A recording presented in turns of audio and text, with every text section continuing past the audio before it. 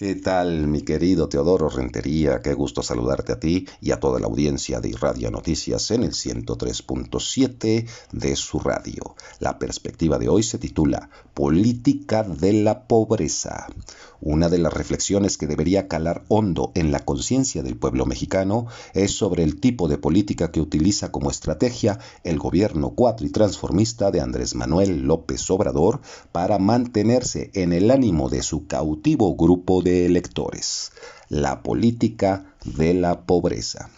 En toda la historia de los regímenes políticos contemporáneos, ninguno de los gobiernos populistas, todos ellos encabezados por líderes mesiánicos que enarbolan la bandera de la lucha a favor de los pobres, ha logrado sacar del tercer mundo a sus respectivas naciones. Es más, ni siquiera lo intentan, porque no conviene a sus intereses e intenciones de perpetuarse en el poder. La pobreza es, para la izquierda progresista latinoamericana, un activo que deben cuidar y preservar. Si los pobres dejaran de serlo, su negocio político llegaría a su final. En cambio, si la pobreza se sostiene, incluso si se agudiza, y ellos mantienen el discurso y la percepción de que están decididos y comprometidos para apoyar a los pobres, seguirán teniendo las preferencias electorales a su favor. Para ello es indispensable que las mayorías estén debidamente ideologizadas, adoctrinadas. Solo así la política de la pobreza rinde frutos duraderos. Como claros ejemplos están a la vista los casos de Cuba, Venezuela, Brasil y Bolivia. Aún antes de su llegada al poder y con mayor insistencia al tenerlo, los regímenes de este tipo esgrimen el discurso de primero los pobres, tomando medidas para paliar diferentes carencias, pero sin resolverlas de fondo. Una mayor depauperación tampoco conviene a sus intereses de continuar en el poder, así que los programas sociales se convierten en la herramienta más útil para sostener el discurso en forma creíble, aunque a la postre terminan por colapsar, diría el propio Carlos Marx, en medio de sus múltiples contradicciones.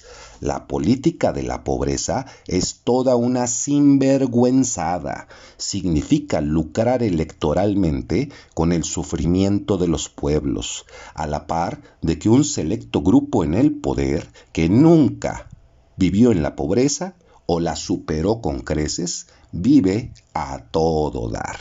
La política de la pobreza se convierte entonces en la máxima expresión de la pobreza política. El actual régimen, que no ha tocado un pelo al sistema político presidencialista, tema del que hablaré en una siguiente ocasión a propósito de las propuestas de reforma a las instituciones, en realidad no se ha propuesto pensar y hacer en función de las próximas generaciones, sino de las próximas elecciones. Andrés Manuel lo ha hecho bien para su popularidad y su partido, para ganar en las contiendas electorales, pero muy mal para el futuro inmediato del país. Su mayor interés es garantizar la continuidad del régimen, llegar al final de sus días creyéndose que fue el gran transformador. Para alcanzar su objetivo no tiene de otra. Debe mantener la venda puesta sobre los ojos de sus seguidores. Si el pueblo bueno y sabio del que habla se diera cuenta de las verdades que este gobierno oculta, maquilla y desestima, se vendría abajo todo su teatro. Y para iniciados, con el pie izquierdo inició Omar Taboada Nasser su gestión al frente de lo que queda del Partido Encuentro Social, PES. Y no porque tenga enfrente un conflicto por el dominio y la representación que hoy ostenta, sino porque su declaración de apoyo al gobernador Cuauhtémoc Blanco no caerá nada bien a los electores.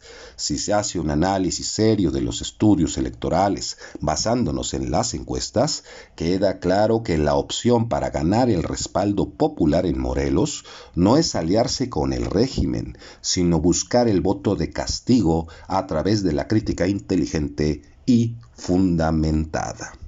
Que tengan todas y todos un excelente fin de semana y no se olviden que la información es poder.